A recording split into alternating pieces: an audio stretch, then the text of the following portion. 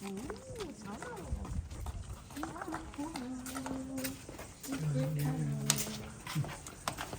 is a moo.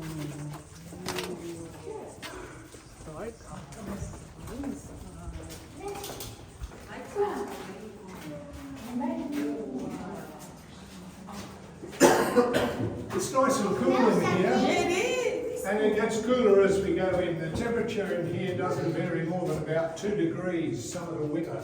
So it's warm in the winter and it's nice and cool in the summer. So this area that we're in now was the casualty clearing station or first aid post for this part of the island. There was another one of these over at the other gun, but I understand that this was the only one that was manned 24 hours a day, or man or woman, because after about 1942 onwards, they Was it what you were a used? lot of the, or most of the jobs on the island were done by females, except the actual fighting jobs. So there would have been female nurses here. They had room for 3 stretchers just there. And if anybody got bitten by a snake or hurt in any way, they'd come here first. And there were 2 hospitals on the island.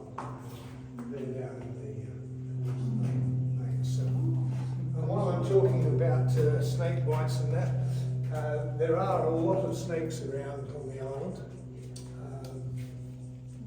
So if you see one, just stay well away from them. They are poisonous. They're juvenile snakes. They're extremely poisonous actually, but they're very thin. Normally, if you just snap your foot, they'll fly away. But whatever you do, don't play with them and don't go towards them. And the baby ones, and there shouldn't be any around at the moment, look like a large earthworm. And they're not black like the snakes, they're a yellowy colour. But they're just as poisonous as their parents. So every now and then we'll get a kid gets bitten because they've been playing with them. They don't realise they're playing with something dangerous. Okay, follow me this way.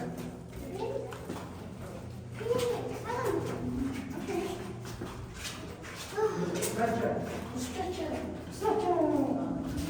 Wow. Another stretcher. Wow. Secret tunnel. Secret tunnel. Secret tunnel. Secret tunnel. You can see a big hole right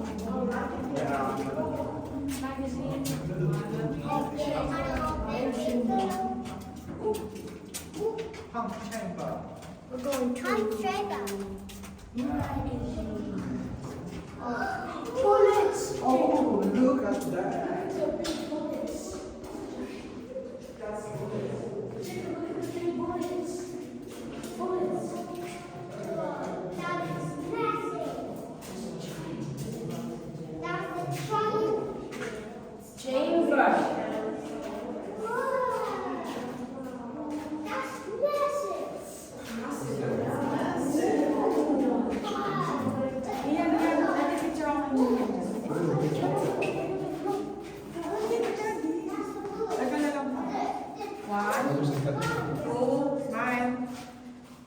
Okay, we're now on the main magazine. So this is where they stored all the shells. These are papier-mâché copies of the shells. But that one over there is a practice round. That's solid steel, weighs about 172 kilos. And if the kids can pick it up under one hand, they can have it. I don't think they'll move it very far. So they had this endless chain arrangement that you can see here. Over there, where that photo is, there was a lift that used to take the ammunition up under the gun. And you'll see where that goes when we're up the top there. Oh, right. So there was 2 or 3 blokes working down here at any time.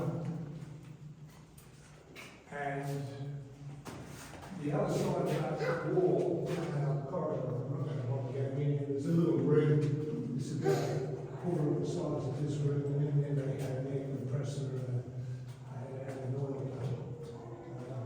Not really much to see there, so we went on. Now in here they had 3 different types of ammunition. They had practice rounds like that one there, which was solid steel. They had high explosive rounds which were fused on the tip. The idea being that the moment they hit something, they would explode. Right? But most of them are these, which is, this is a cutaway, it's an armour-piercing shell. So what they had here was a high tensile steel tip, then lower tensile, and then explosive. And the idea of this was that it went through the side of the ship or whatever it was aiming at, and then exploded once it was inside, do much more damage that way. And the fuse for these was on the bottom there. Now, a gentleman there was asking me what those cupboards were in the corridor there. That's where they used to store the fuses to keep them away from the shells. And then but supposedly these shells were completely inert until they'd fired through the gun. When they fire through the gun, they start to spin because of the spiraling in the gun. And that, the centrifugal force, makes the fuse live. So supposedly, if you drop one of these, you could kick it around, you could do anything you like down here, and it wouldn't explode. However, I don't think anybody would be silly enough to do that. But that's the theory of the exercise, anyway. So just before we go through there into the propellant store, we'll look at this. This is a cartridge canister, and that's the bag that the cartridge was in. So it was a two-stage process. They put the shell into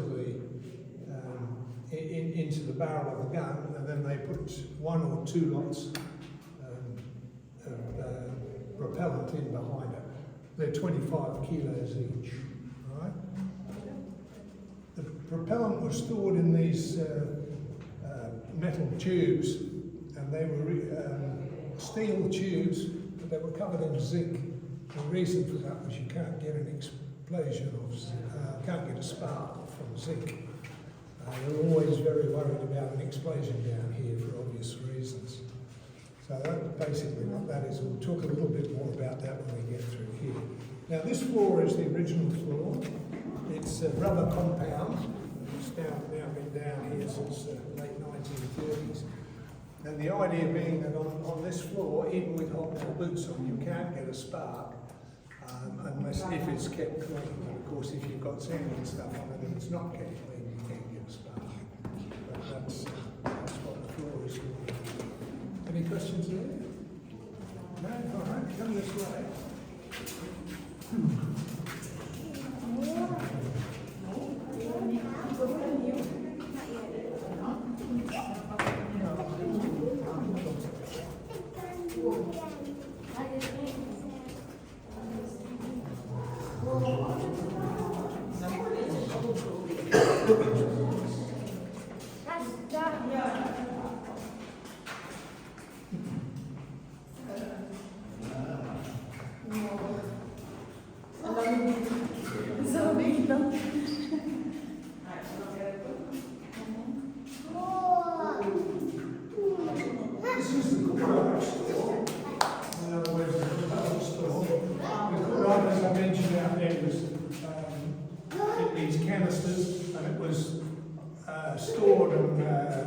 Shelving like this.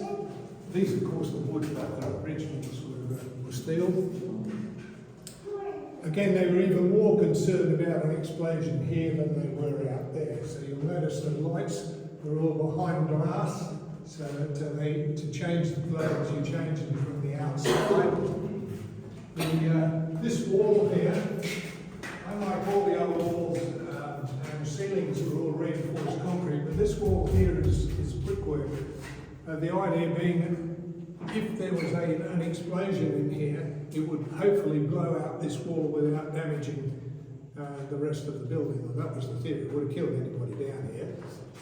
But that was the planning of why they've got this. They did at one stage drill a hole through this, and there is a bit of a void behind it and just loose sand. Whereas the rest of it, as I say, is reinforced concrete. We're down here a minimum of 8 metres below the surface at any time, and the weapons that they had in those days and the cannon that might have fired them, they were completely impervious to them down here. So you've got this corrugated steel ceiling, and on top of that you've got reinforced concrete.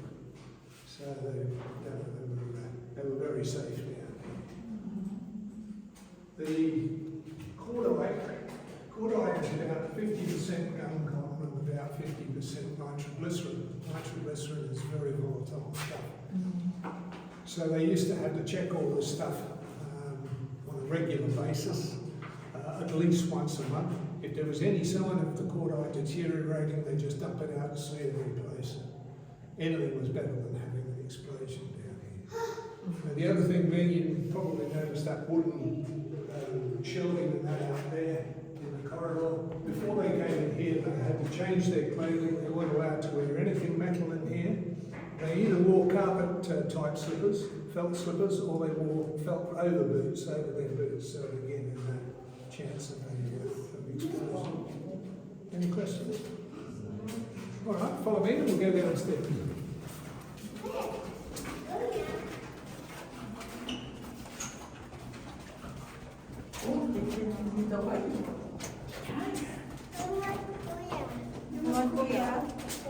Kayak din.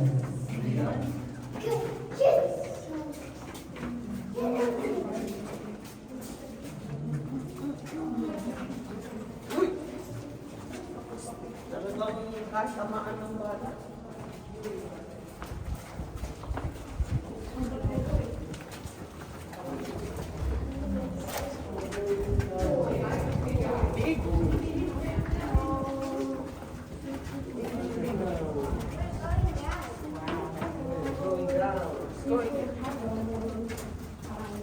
Labas dito doon sa banda rin.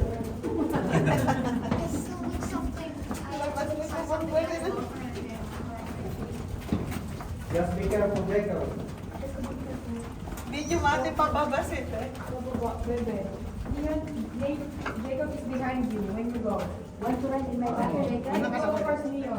Okay, Jacob. Come on, Jacob, ride in my back. Jacob. Careful.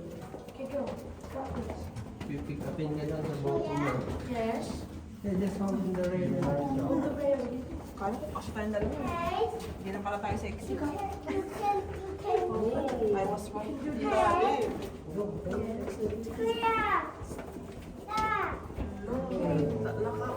Nakakalula. Nasa pala siya. Tama nga. Wala nga dapat. Doon pa rin na yung labas. I will hold your hand. Just wait for me. Just wait, Daddy. Tatay. Just wait, Tatay. Just wait for me. Because I will hold you. Come on.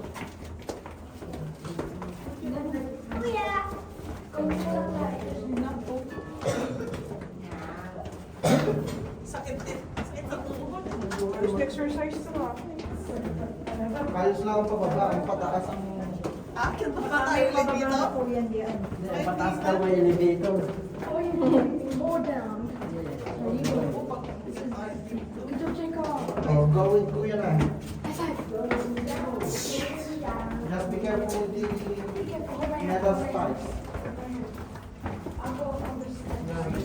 Ganito yung sa pelikula eh. Sa Japan ang daming ganito, Kuya.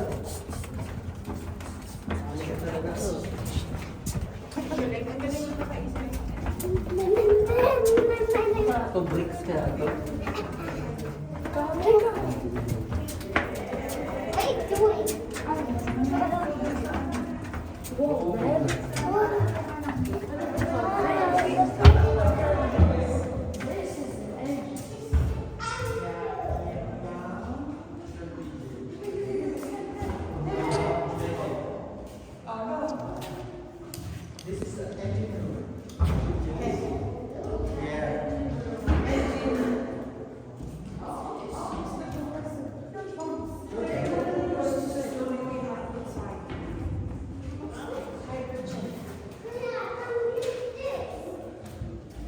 Okay, we're now in the engine room. This was the only engine room for the two guns.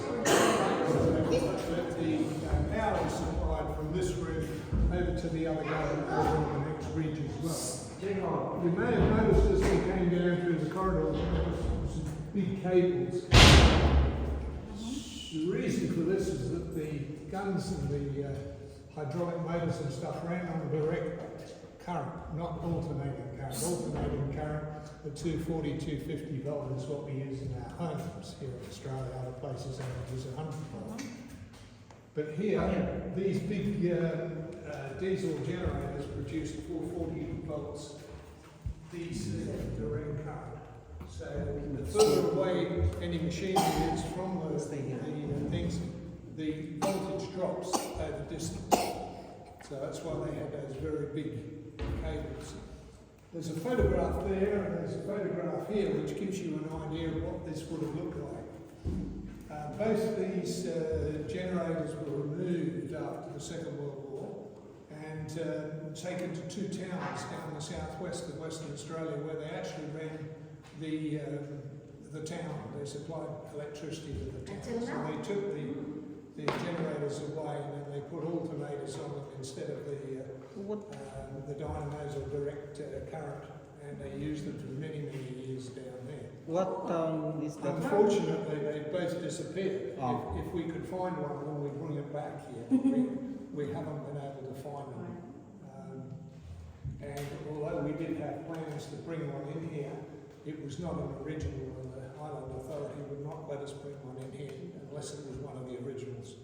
We're still hoping that one of them might turn up. It's probably on a farm or buried or something down in Harvey, which is the little town that's involved, but we haven't located it so far. So as I say, these two generators, they only use one at a time. The only reason there was two was in case one was being serviced or broken down. And over there, they had a 240 volt generator which was running all the time, 24 hours a day, and similarly here. So that supplied electricity to all this part of the island. These had been turned on when the gun was to be used. It would have been by far and away the most unpleasant place to work on the island from here. It would have absolutely stunk of diesel fuel and everything else. And as you can see, there's only limited ventilation. The ventilation shafts are still there. You will see when we get up to the top, you'll see where they come out. They're through there, but we've blocked it off so as people can only see. The fuel used to come down from where we were at the bottom of those stairs and the pipe, and it used to be stored in two big tanks in those two accesses there. So that's basically what happened. Any questions so far? What I'm going to do is, or try to do, is to play a recording of what one of these engines would have been sounded like. They were, as I say, it was an awful place to work. And this is nowhere near as loud as it would have actually been. When the engine room was under full operating conditions, the noise would have been deafening. In this sound simulation, we will hear the release of compressed air, which was used to start turning the big rusted Hornsby engines, the soldiers shouting their reports, and the sound of the big engines running. Right now, in the background, is a diesel-powered auxiliary generator. This small generator is used to provide electricity for general lighting and the air compressors. Let's listen as the soldiers start one of the big engines. Start engine! Compression air applied. Engine turning over. Engine down to speed. Moving to compressed air shut down.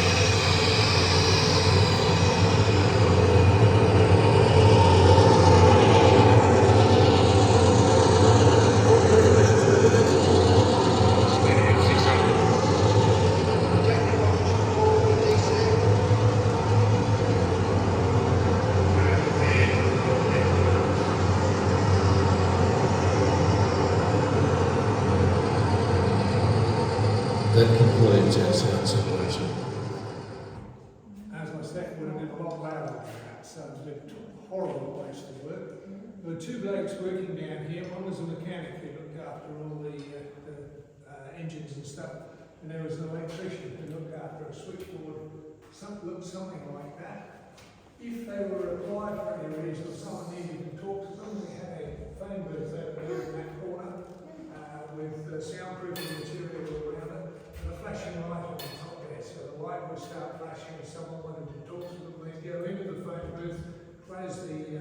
partly soundproof door. I don't know if you'll be able to shout it, but it's trying to get through.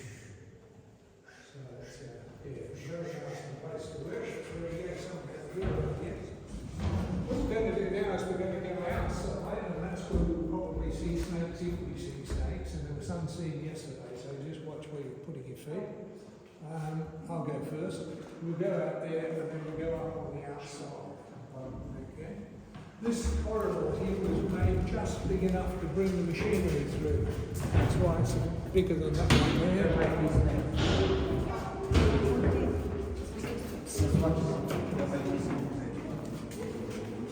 And these recesses in the walls here, they have partial doors here. The idea being that if there was an explosion down the end of the corridor, it would baffle the effects of the explosion. So they had those ones going over that way, this one coming this way with a pathway through, and then these ones got one more high. There might be a snake.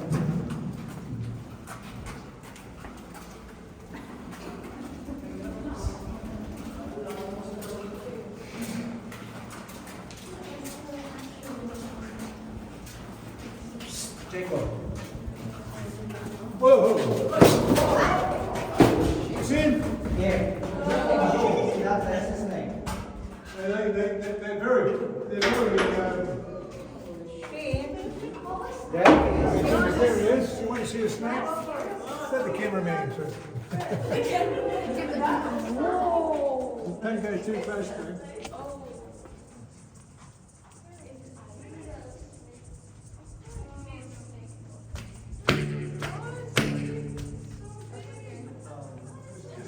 Make sure that door doesn't close when you go in.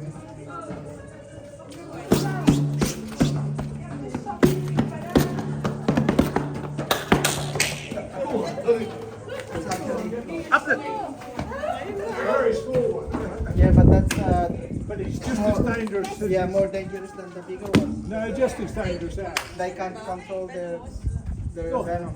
Off you go. No, it's just gone into a hole. Is that good? There he is, he's coming out the other side. Ganun pala, i-stop mo You go.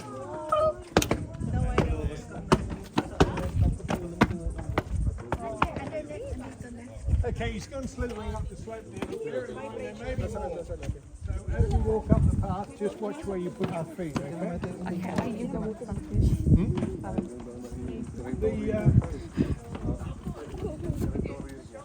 There was a railway line here that went up and joined the main railway line up at the top of the ridge there. But they never used to bring the engines down here because the slope up there is too steep. So they had a winch at the top of the hill, and they used to winch the trucks down here and then winch them. Alrighty? Yep. Okay, follow me.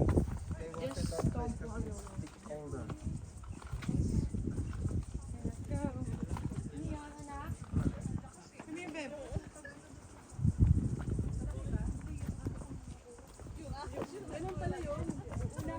May pinang. Unahan lang pala yun.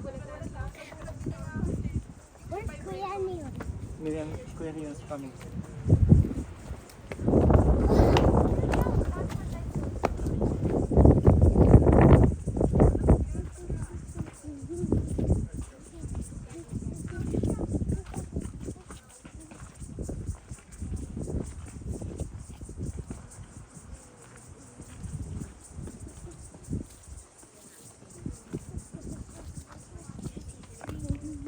Huh? Who screamed? The man?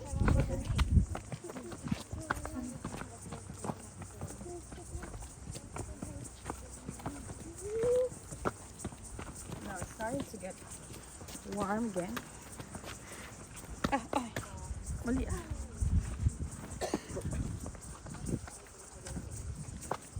I'm going up.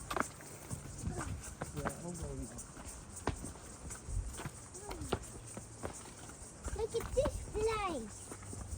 Yeah.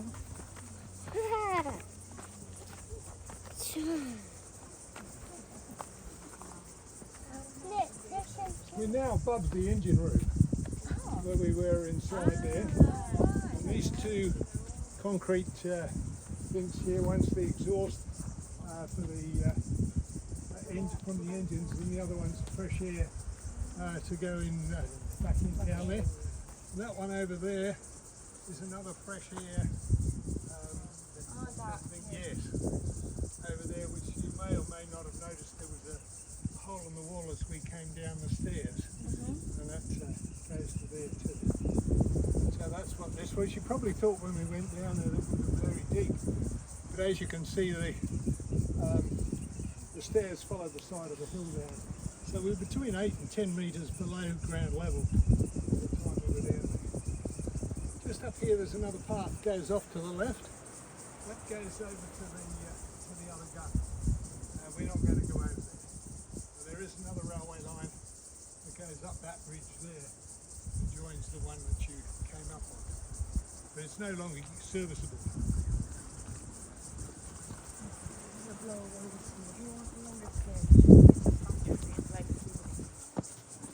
That's how you scare the snake.